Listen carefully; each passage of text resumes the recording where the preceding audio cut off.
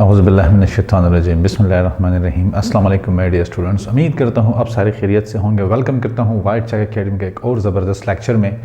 और आज का जो हमारा टॉपिक है वो आपको पता है कि ऑर्गेनिक केमिस्ट्री से हमने जो स्टार्ट लिया हुआ था उसी में से एक टॉपिक को हम डिस्कस कर रहे हैं। चूँकि इनिशियल टॉपिक है तो मैं स्लोली आपको लेके जा रहा हूँ। तो अगर अभी तक किसी ने चैनल को सब्सक्राइब नहीं किया तो वो चैनल को सब्सक्राइब कर दीजिएगा, अपने दोस्तों के साथ शेयर कर दीजिएगा। बहुत सारा कुछ इंटरेस्टिंग आपकी खिदमत में पेश करने जा रहा हूँ। आज का जो हमारा लेक्चर है कि यूजेस ऑफ ऑर्गेनिक कंपाउंड्स। तो वो सारे बच्चे जो ये कहते हैं कि ऑर्गेनिक केमिस्ट्री कहाँ पे यूज़ होती है, या जनरली लोग कहते हैं केमिस्ट्री कहाँ पे यूज़ होती है, तो हम वो एक मिसाल देते हैं कि इट्स लाइक टमाटर है, हर जगह इस्तेमाल होती है। ठीक है, तो बिल्कुल ये टमाटर ही है, हर जगह ये इस्तेमाल होती है। और कैसे इस्तेमाल होती है तो ये अभी इंशाल्लाह हम इसको पढ़ेंगे। तो यूजेस में सबसे पहले मैं इसको पढ़ूंगा कि एज अ फूड। मुझे पता है कि आपके लिए इंटरेस्टिंग भी यही है कि एज अ फूड ये कैसे इस्तेमाल होती है। तो the number one thing is that is के एज अ फूड ये कैसे इस्तेमाल होती है। तो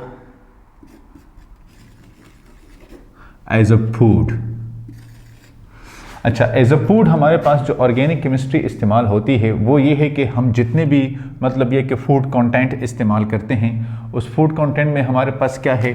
फॉर एग्जांपल हम जो मिल्क लेते हैं, ठीक है, हम एग खाते हैं। मुझे पता है कि आपको एग का बहुत ज़्यादा शौक़ है। हम जो एग खाते हैं, ठीक है, हम अगर वेजिटेबल्स खाते हैं तो ये सारे जो है ना हमारे पास ऑर्गेनिक कंपाउंड्स है। क्या है?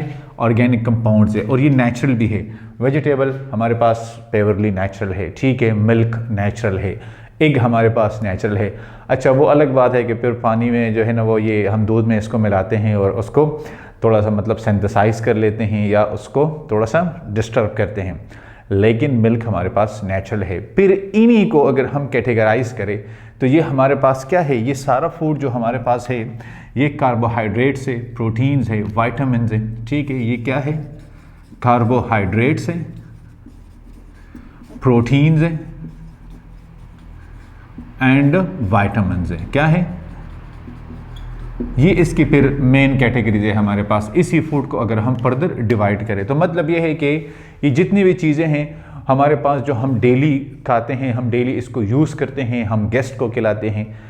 स्टूडेंट्स बहुत कंजूस होते हैं, वो नहीं खिलाते, लेकिन हम जब गेस्ट को खिलाते हैं, अपने टीचर्स को खिलाते हैं, ठीक है, साथियों को तो खिलाते रहते हैं। तो ये हमारे पास फिर ऑर्गेनिक कंपाउंड्स है। और कौन से हैं? तो कार्बोहाइड्रेट्स, प्रोटीन और वाइटामिन्स। वो जो कहते हैं कि एक बैलेंस डाइट, तो फिर इन चीज़ों का आपने वो बना के देना है। अच्छा, भूल गया हूँ, चलो ये तो मुझे याद आ जाएगा कि जो मोटे मोटे होते हैं ना उनके लिए है ये वाला फैट्स, फैटी वन। ठीक है, तो जो फैट्स इसका इस्तेमाल कम किया करें और अपनी सेहत को बनाए रखें। ठीक है, पर्सनैलिटी भी आपकी होनी चाहिए। Okay, the second one that is as a clothing, as a clothing. ठीक है, सेकंड वन हमारे पास है एज अ क्लॉथिंग। अच्छा, अब देखिए, ये आपने कभी नहीं सोचा होगा कि हम जो कपड़े इस्तेमाल कर रहे हैं वो भी हमारे पास ऑर्गेनिक कंपाउंड्स है। क्या है? ऑर्गेनिक कंपाउंड्स है। तो कपड़ों में क्या है? देखिए, हमारे ये जो कपड़े हैं ये बने होते हैं फाइबर से। किस चीज़ से? फाइबर से। ये फाइबर से बने होते हैं। अब फाइबर्स हमारे पास दो तरह के होते हैं, एक हमारे पास होते हैं नेचुरल, एक हमारे पास होते हैं सिंथेटिक। तो नेचुरल फाइबर हमारे पास कौन से होते हैं? देखिए, नेचुरल फाइबर हमारे पास होते हैं नायलॉन है, पॉलिस्टर है, एक्रेलिक है। देखिए, नायलॉन है, पॉलिस्टर है एंड एक्रेलिक है। ये हमारे पास नेचुरल है। तो फिर दूसरे हमारे पास होते हैं सिंथेटिक। सिंथेटिक में हमारे पास कॉटन आ जाता है, ठीक है, उसमें हमारे पास सिल्क आ जाता है, उसमें हमारे पास फिर वूल आ जाता है। कॉटन आ जाता है इसमें, ठीक है, फिर हमारे पास सिल्क आ जाता है और फिर हमारे पास वूल आ जाता है। तो ये एक कैटेगरी हमारे पास आ जाती है किस चीज़ की? ये है हमारे पास नेचुरल, ठीक है, और ये वाला है हमारे पास सिंथेटिक। अच्छा, सॉरी, मैं ये रॉन्ग कर गया हूँ। ये द फर्स्ट वन हमारे पास है ये सिंथेटिक, और ये हमारे पास है नेचुरल। ठीक है, ये दो कैटेगरीज है। तो आपने कॉटन, सिल्क और वूल ये सुने होंगे, पॉलिस्टर के जो हम ज़्यादातर तकिए इस्तेमाल करते हैं, पिलोस, और ये नायलॉन के कपड़े जो लाइट वेटेड होते हैं ये भी हम इस्तेमाल करते रहते हैं। ठीक है, ज़्यादातर ख़वातीन को इन कपड़ों के बारे में पता होता है। ठीक है, अम्मियों से आप फिर पूछ सकते हैं, नानियों को तो फिर ज़्यादा ही पता होता है। अच्छा, थर्ड वन हमारे पास क्या है, एज अ मेडिसिन भी हम इसको इस्तेमाल करते हैं। देखिए third one as a medicine, as a medicine. अब देखिए ये भी इसका मतलब, इसमें ज़्यादातर जो लाइफ सेविंग ड्रग्स होते हैं वहाँ पे हम इसका इस्तेमाल ज़्यादा करते हैं। अब मेडिसिन भी हमारे पास ये नेचुरली सिंथेसाइज होते हैं, किस चीज़ से, प्लांट से, नेचुरली सिंथेसाइज होते हैं प्लांट से। अब नेचुरली सिंथेसाइज प्लांट से ये बहुत सारे जो हकीम लोग इस्तेमाल करते हैं वहाँ पे भी ये इस्तेमाल किए जाते हैं, और बहुत सारे ये जो प्लांट्स हैं इनकी जो जड़ी बूटियाँ हैं, इनके जो सीड्स हैं वो भी इस्तेमाल होते हैं। ठीक है, कुछ ऐसे हमारे पास जो लाइफ सेविंग ड्रग्स होते हैं, कुछ हमारे पास जो लाइफ सेविंग ड्रग्स होते हैं। अब लाइफ सेविंग ड्रग्स क्या है, कुछ बड़ी बीमारियों के मेडिसिन होते हैं। कुछ हमारे पास जो एंटीबायोटिक्स होते हैं, एंटी इन्फ्लेमेटरी होते हैं। देखिए एंटीबायोटिक्स होते हैं और एंटी इन्फ्लेमेटरी होते हैं। ठीक है, ये बेसिकली लेबोरेटरी में सिंथेसाइज होते हैं। कहाँ पे सिंथेसाइज होते हैं, ये वाले मोस्टली इसमें लेबोरेटरी में सिंथेसिस होती हैं, और कुछ हमारे पास जो है ना वो नेचुरली सिंथेसाइज होते हैं प्लांट से। तो ये दो तरह के हमारे पास मेडिसिन भी होते हैं। अच्छा, फिर हम इसको इस्तेमाल कर सकते हैं एज अ फ्यूल। क्या, एज अ फ्यूल। अब एज अ फ्यूल, आजकल तो हम फ्यूल की बात नहीं करेंगे, बहुत ज़्यादा एक्सपेंसिव हैं। ठीक है, लेकिन फ्यूल में हमारे पास मोस्टली जो पेट्रोल है, जो डीजल है, सीएनजी कंप्रेस्ड नेचुरल गैस है, कोल है, नेचुरल गैस है, ये सारे हमारे पास क्या है, ये सारे हमारे पास ऑर्गेनिक कंपाउंड्स हैं। देखिए अगर मैं लिखवा दूँ कि पेट्रोल है जो कि बहुत ही महंगा है, ठीक है, बाइक में डलवाना मुश्किल हो जाता है, डीजल है, ठीक है, फिर हमारे पास क्या है, सीएनजी है, कोल है, एंड नेचुरल गैस है, नेचुरल गैस है। तो ये हमारे पास सारे ऑर्गेनिक कंपाउंड्स है। ठीक है, ये फिर आगे चैप्टर्स में डिस्कस होते हैं कि ये किस तरह मतलब हमारे पास ये ऑर्गेनिक कंपाउंड्स बनते हैं। इसके साथ साथ अगर हम बात करें तो हम इसको एज अ केमिकल मटेरियल भी इस्तेमाल करते हैं, केमिकल मटेरियल। अब केमिकल मटेरियल किस तरह, तो केमिकल मटेरियल के तौर पे कि हमारे पास रबर, प्लास्टिक, इंक्स वगैरह या जो फर्टिलाइज़र, पेस्टिसाइड, ये सारे हमारे पास ऑर्गेनिक कंपाउंड्स है। क्या है, प्लास्टिक है, रबर है, ठीक है, ये पेस्टिसाइड है, फर्टिलाइज़र है, ये सारे हमारे पास ऑर्गेनिक कंपाउंड्स होते हैं। तो ये केमिकल मटेरियल में तो हमारे पास ये बहुत ही बड़ा एक मतलब इसमें है, इसमें इंक भी आ जाता है, इसमें पेपर भी आ जाता है, बहुत सारी चीज़ें जो है ना ये ऑर्गेनिक कंपाउंड, ये कॉटन जो होते हैं, ये नोटबुक्स जो हमारे पास होते हैं, ये सारे फिर ऑर्गेनिक कंपाउंड्स में आ जाते हैं।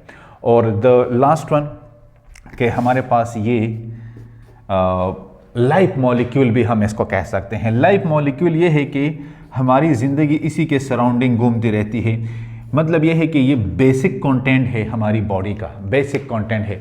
अब बेसिक कंटेंट क्या है, ये हमारी बॉडी जो फंक्शन करती है, ठीक है, हमारी जो बॉडी का फंक्शन होता है, तो ये बॉडी का जो फंक्शन होता है ये बेसिकली 4 ग्रुप्स पे होता है। किस चीज़ पे होता है, 4 ग्रुप्स पे।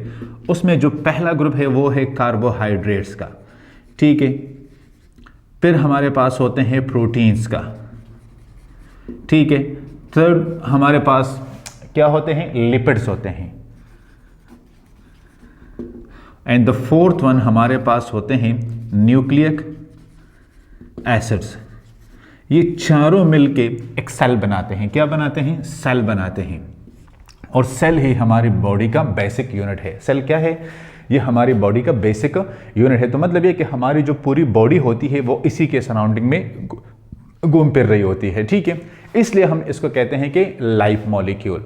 तो इसका आप स्क्रीनशॉट ले लें, मैं इसको साफ करके आपको इसको समराइज करता हूं। इसी को अब हम समराइज कर लेते हैं, ठीक है। कैसे समराइज करेंगे, ये अब मैं आपको बताऊंगा कि ये जो सारे कंटेंट हैं इसको हम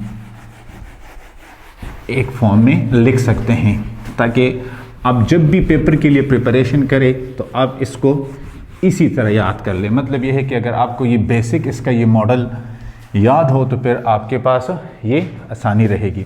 और वो किस तरह का मॉडल है, देखें हमने कहा ऑर्गेनिक मॉलिक्यूल, तो अगर हम इसको यहाँ पे लेके आए द नंबर 1, तो हमने क्या पढ़ा, हमने कहा एज अ फूड हम इस्तेमाल करते हैं, ठीक है। सेकंड हमने क्या पढ़ा, सेकंड हमने पढ़ा है कि हम इसको क्लॉथिंग में इस्तेमाल करते हैं, ठीक है। थर्ड वन हमने क्या पढ़ा, थर्ड वन हमने बात की कि हम इसको एज अ मेडिसिन इस्तेमाल करते हैं, ठीक है। द फोर्थ वन हमने क्या पढ़ा, फोर्थ वन में हमने पढ़ा कि हम इसको एज अ फ्यूल इस्तेमाल करते हैं। द फिफ्थ वन, तो फिफ्थ वन हमने बात की कि केमिकल मटेरियल है, क्या है, केमिकल मटेरियल है, ठीक है। एंड द सिक्स्थ वन, तो सिक्स्थ वन में हमने बात की कि लाइट मॉलिक्यूल है, क्या है, लाइट मॉलिक्यूल्स है। तो अब मैं अगर इसको समराइज करूं तो फूड में हमारे पास वो बेसिक कंटेंट्स आ जाते हैं, ठीक है, जो हम विटामिन लेते हैं, प्रोटीन लेते हैं, कार्बोहाइड्रेट लेते हैं, मिल्क, वेजिटेबल, ये सारी चीज़ें। क्लॉथिंग में फाइबर्स है, नेचुरल है और सिंथेटिक है, ठीक है।